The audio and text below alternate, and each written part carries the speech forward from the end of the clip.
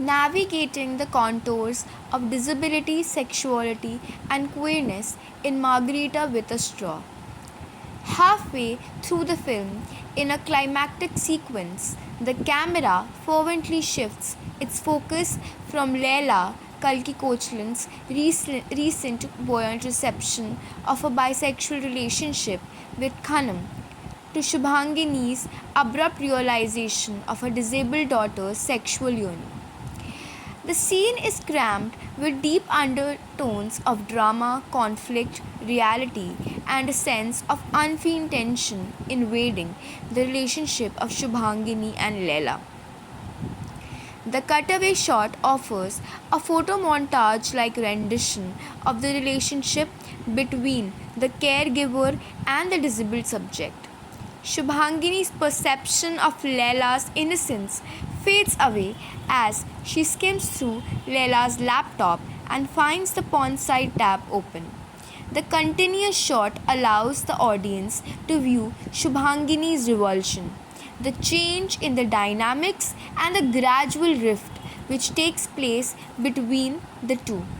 The poignant realization of her daughter's exposure to and engagement with the sexual cultures through porn sites disrupts the image of the de-sexualized disabled body which Shubhangini appears to actively internalize. In the very next sequence, Shubhangini barges into the washroom, violating Leila's bodily privacy, and in her discombobulated state confronts Leila. The over-the-shoulder shot features Shubhangini's back while offering a glimpse of Leila in a disrupted state. It allows the audience member to stare at Leila with a similar autonomy through which Shubhangini gazes at her. The intrusion is no longer confined to Leila and Shubhangini, but it appropriates a more collective character. The intrusion becomes an apparatus to inform the disabled subject about the authority that the state exercises over his or her their body. Here, the audience is forced to perceive Leila with Shubhangini's gaze as a hypersexualized object deprived of any subjecthood, devoid of subjectivities and a coherent sense of sexual being. It becomes a cathartic moment where the audience realizes the stereotype being lashed onto Leila, who reacts with an overwhelming scream, followed by an agitated affirmation. How dare you! The scream symbolically carries the lack that Leila carries. This lack is not physical but rather cultural, social, and emotional. The lack of bodily integrity and privacy comes with a sense of sudden realization to Leila. This moment in the narrative presents Leila as a hollow base wherein sexuality is either imposed or stripped, and the intensity of sexual affectation are rather altered by the forces of society. As the camera pans from Leila to Shubhangini, there is a transition from a sense of fulfillment to an overall atmosphere of fear, transgression, and doubt. Leila, who quite of late tried to overcome her sense of self-doubt through the aid of her budding sexual and emotional dynamics with Khanam, is yet again dragged into an abyss of vulnerability. The exchange is significant as it unpacks the anxiety that the able-bodied caretaker experiences on the sight of an overt encounter with a disabled subject's sexuality. This exchange in Margarita with a Straw brings into the vanguard a quagmire of questions about the governance of disabled materiality. Is it worth arguing that sexuality is predominantly perceived as a private affair, but it has remained a major site of state, socio-culture-political control and intervention? How anxiety surrounding sexuality poses an inherent risk to individuals. How sexuality has remained an important domain of governmentality for several centuries. How the state's intervention in the sexual domain has continued to find strong support on the ground of construction and sustenance of socio-cultural order. How both social policy and law maintain significant hush in the context of the sexuality of disabled bodies. Furthermore, how the silence itself conveys that sexuality in the context of a disabled subject encompasses a negative connotation. That is, either it is forbidden or the state intentionally resists controlling, regulating, or managing the sexuality of a disabled subject. Therefore, this paper delves into understanding the contours of disability, self discovery, and sexuality in Margarita with a Straw. This paper tries to understand the representational semiology of Margarita with a Straw as a transnational narrative and how it has tackled the question of queerness and sexuality with a neoliberal lens. Concomitantly, this paper attempts to understand the predisposition of the conventional socio-political familial and cultural state and the neoliberal state towards sexuality of the disabled subject for the fulfillment of their respective agendas. Section 1: The Queer Question, Neoliberal Inclusionism and Margarita with a Straw. Cinema and cinematic representation garner a significant position within the modes of cultural production. Mainstream cinema, as an artistic and creative agent of cultural production, capitalizes on the voyeuristic pleasures of the audience by maintaining the gaze and by relentlessly preserving the norm and reiterating normative positions to retain its cultural dominance as a visual medium. As a consequence, it propagates the socially constructed binaries of normal, abnormal, homosexual, heterosexual, self, other, able bodied, and disabled corporality. In a way, instead of detouring from the commonly held stigmas, it ends up ostracizing marginal identities, often reimposing stigmas about those who are identified as disabled and queer. As this paper traces the history of Bollywood's depiction of alternate, non heteronormative sexualities, it observes that Bollywood has exploitatively materialized on two common misconceptions: the representational trope of comedic relief, for instance, Kal Ho Na Ho, Dostana, Masti, or depiction of alternate normative sexualities with a pathologizing standpoint, for example, Girlfriend, Men Not Allowed. However, Deepa Mehta's Fire appoints lesbianism exceptionally as its central rhetoric and further tackles the subject matter with a renewed legitimacy. Thereof, the film has become a key referent in the discourse surrounding the cinematic and representational politics of LGBTQ plus sexualities in the Indian cultural landscape. As Charanjit Ma and Diane Watt point out, lesbians can be recast at the heart of Fire by filtering them through the lens of transnational protest and by offering a close reading of the film's play on religious and cultural symbolism. Bypassing of heteronormativity in Fire is queer, and several scholars argue that it triggered an imperative public discourse about non-normative female desire. Fire ignited virulent protest from the right wing for its deliberate attempt to malign the cultural and ethical apparatus of India. Chakrabarti and Ghosh opine that the release of Fire in 1996 in a way led to the coming out of cinematic queerness in Bollywood. Fire served as an imperative vehicle to firmly pose the queer question in the popular lexicon, which allowed an insurgence of films representing and misrepresenting alternate sexualities.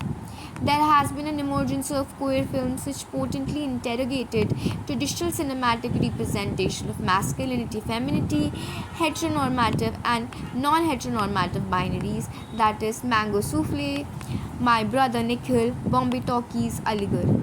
Alongside Indian cinema witnessed the formation of a discourse concretized around alternate sexualities, shrouded in malreadings and faltering identities that lie at the crossroads of the erotic and the phobic. For example, Kal Ho Na Ho, Masti. This ambivalence may be symptomatic of the Indian audience's dilemma around surfacing sexualities and struggle to come to terms with it. A schematic examination of films surrounding disability charts a similar trajectory of representational dynamics. Although there has been a scarce attempt to offer a non normative stance towards disability in Hindi cinema, for example, Koshish, Parsh, Tare Zameen Par. However, none of these actively engages with the sexual coordinate of the disabled subject as its central thematic concern.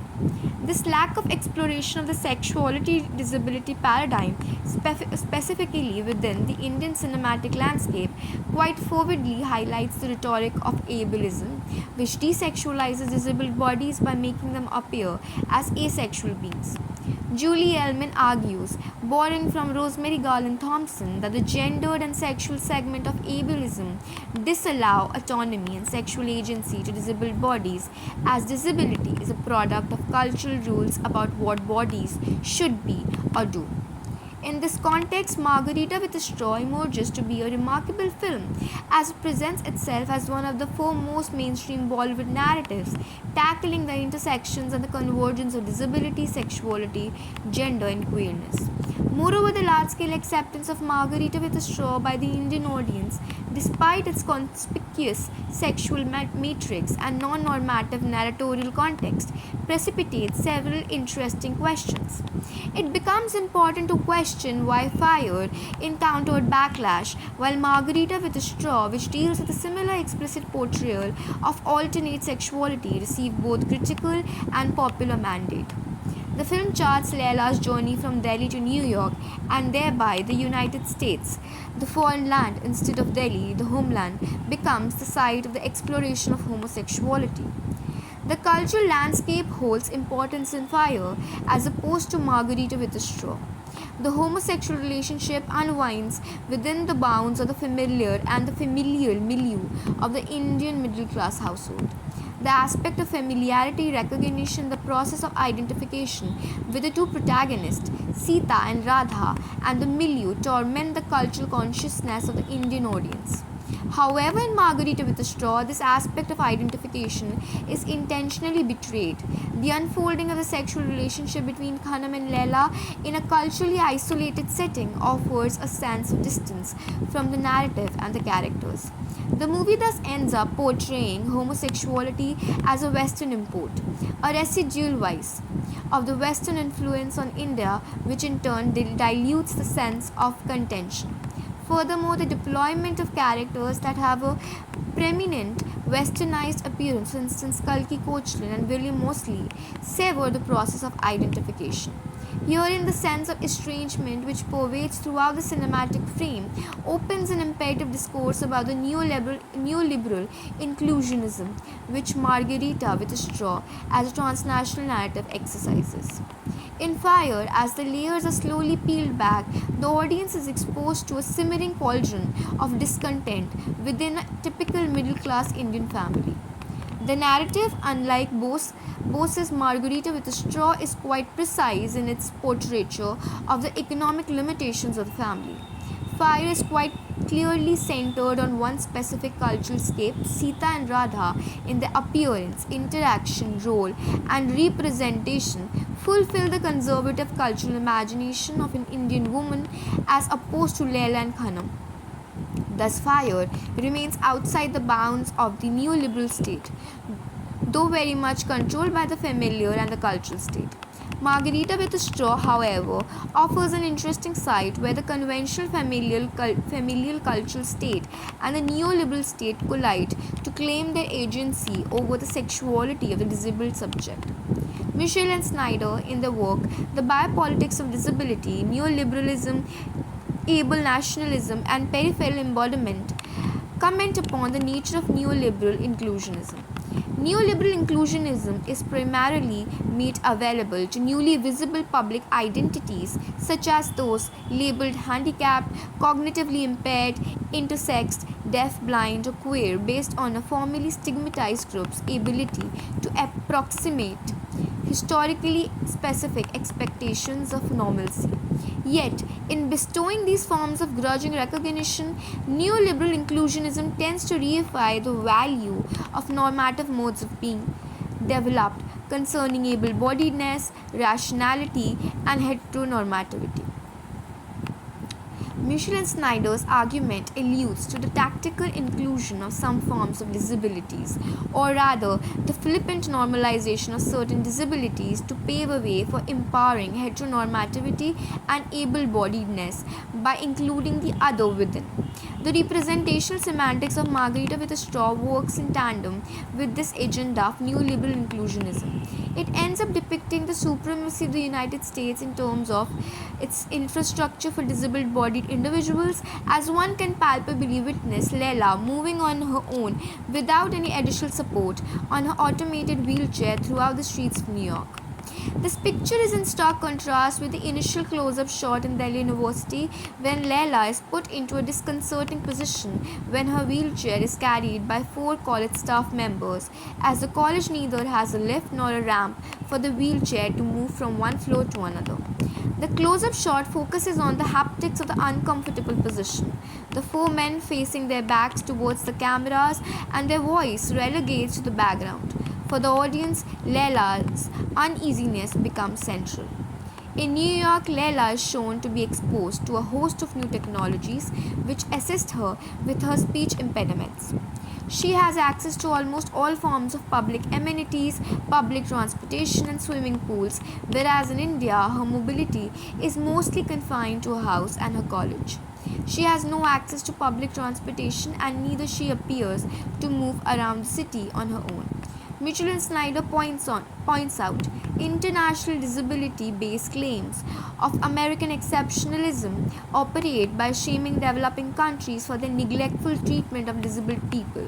This neoliberal mode of inclusion of the disabled materiality discards the disabled individuals or groups who lack a certain economic stature, intellectual positioning, and cultural apparatus which is necessary to increase the state's profitability, as it would turn them into prospective consumers.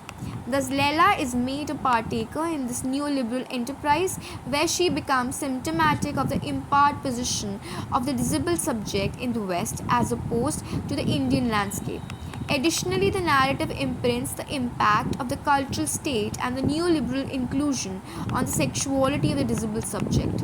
The narrative pins down the disapproval of Leila's queerness in the cultural context of India as opposed to her sense of identity reconstruction and acceptance of selfhood in New York. Section 2. The Cultural State, Eugenics Agenda and Reproductive Futurism. Disability as a substructure for exclusion has been innately premised on the notion of the norm, normal, normality, or normalcy.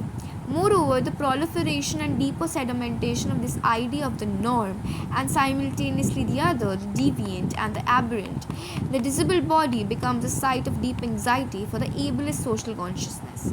Furthermore, this anxiety manifests itself through a pool of corrective and coercive practices. Eugenics as an apparatus to improve the genetic configuration of human species through plant breeding catalyzes this ableist anxiety to correct, remodel, control, or curb the disabled subject. A symbiotic relationship exists between the eugenics agenda and the concerns of ableism. Both configure the concept of a norm, particularly a normal body, and thereby as a product construct the idea of a disabled body. This combined enterprise, which perceives disabled people as evolutionary laggards or throwbacks, develops deep-seated apprehension about the sexuality of the disabled body. The sexuality of the disabled subject invokes a spectre of terror, as it would result in the production of more defective, unproductive, and abnormal subjects, which are in turn imagined as a threat to the ableist normalcy. This threat and anxiety can be anatomized into myriad stereotypical positions about disability and the body inhibiting the disability engendered by the social norms. The eugenics agenda can simultaneously be ascribed to the queer subject, as queerness akin to disability becomes an aberration to the normative order. Lee Edelman, as part of deconstructionist queer theory, foregrounds his understanding of queerness in purely oppositional terms. In Homographies and No Future, Queer Theory and the Death Drive, he argues that the queerness has been grasped as an opposition to the norm by the larger cultural register. Queer is an umbrella term deployed for people who do not identify themselves as heterosexual or cisgender through etymologically, though etymologically it means strange or peculiar. Queerness thus connotes any sexual behavior, identity, or orientation that does not conform to the sexual norm. It can be primarily categorized as a category that tries to escape the practices of the ableist state and fails to identify with the norm. In this escapade, the queer as a category defies the allegiance to the reproductive ideal. No future accepts but transvalues the homophobic claims that since homosexuals are unable to produce a progeny, they lack any form of investment in the future. In this way, his searing polemic brings the discourse of reproductive futurism to the vanguard of queer studies. In a culture hegemonized by the imperatives of reproductive futurism, Edelman argues that a child figure presents itself as a perpetual horizon of every acknowledged politics.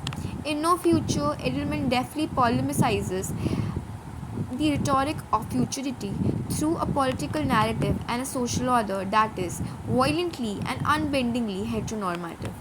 This investment of the child figure with identifications and collective beliefs the present is problematic for homosexuals as it obliterates the recognition of those whose identities and relationship with the future is not mediated through reproduction. Edelman's scathing evaluation of reproductive futurism further allows this paper to chart similarities between the treatment of homosexuality and disability as substructure of exclusion and as perceived radical categories of transgression from the norm. This continuum of disability and homosexuality as deviant markers of identities in opposition to the norm, heterosexuality and able-bodiedness, is materialized as compulsory able-bodiedness and compulsory heterosexuality in McRuer's work Crip Theory, Cultural Science of Queerness and Disability.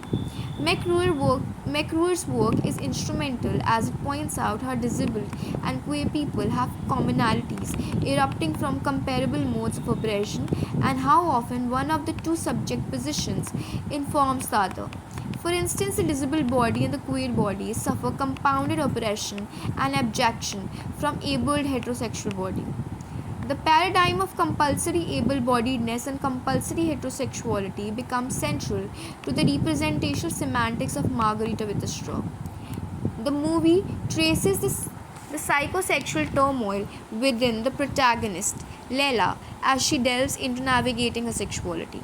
Margarita with a straw capitalizes on sexual dissonance as the protagonist oscillates between the gray spaces of conflated homosexuality, socially superimposed desexuality, and ideal heterosexuality. This discord or dissonance is perpetuated due to the inability of the ableist familial and cultural state to accept the disabled as a sexual being. The narrative offers a kaleidoscope view of Leila traveling from one cultural unit to another, but her sexual dissonance remains disconcertingly palpable as a consequence of the agendas of the familial cultural state and the neoliberal state. The convergence of these two markers of identities is intensified to an extent where queerness appears to be a product of Leila's disability. The announcement of bisexuality is conceived to be preposterous, almost making it the point of inflection in the narratorial structure. In a close-up shot, as Shubhangini bathes Leila in a state of complete nakedness, Leila confesses. The setting and the haptic equation between the two characters becomes central as the caretaker is exposed to the anatomy of the disabled body. There is a sense of possession and autonomy that the caregiver figure appropriates. Herein, Leila's declaration of her bisexuality defies the future trajectory that the able-bodied caregiver as a representative of the familiar and culture state envisages. The concept of reproductive futurism becomes important as Shubhangini is not able to perceive Leila's anatomy in the light of a reproductive future. Shubhangini, who otherwise departs remarkably from the characterization of a conventional mother and caregiver figure in her approach towards Leila's disability, appears to perceive sexuality and disability as incongruent identities. For Shubhangini, Layla's future trajectory does not seem to inculcate any form of investment in the sexual cultures, which is initially established to her agitated response to the possibility of Layla's relationship with Roof, her disabled friend, and later on through the porn site episode. The heightened sense of shock that Shubhangini receives has myriad layers affixed to it. It is an active product of the ableist social construct which discourages access to sexual cultures, to the disabled body. The homosexuality of Leila is perceived as a twofold aberration in addition to her disability, and concomitantly the relationship with another disabled body, Khanam, amplifies a sense of insecurity. Section 3 Conclusion. As a transnational narrative that tackles intersecting marginal identities, gender, class, queerness, and disability, Margarita with a Straw intrinsically emerges out to be a site of collision for different state forces to claim their agency over the disabled subject. Bose tries to situate the experience of a queer disabled subject in two different cultural scapes and subsequently emphasizes the politics of these two diverse spaces. The neoliberal state, the United States of America, appears to be an escape from the familial and cultural state which denies Leila sexual autonomy. In Delhi, within the arena of familial and cultural governance, Leila's exploration of her sexuality assumes a more covert trajectory, evident in the initial masturbation and porn site scenes.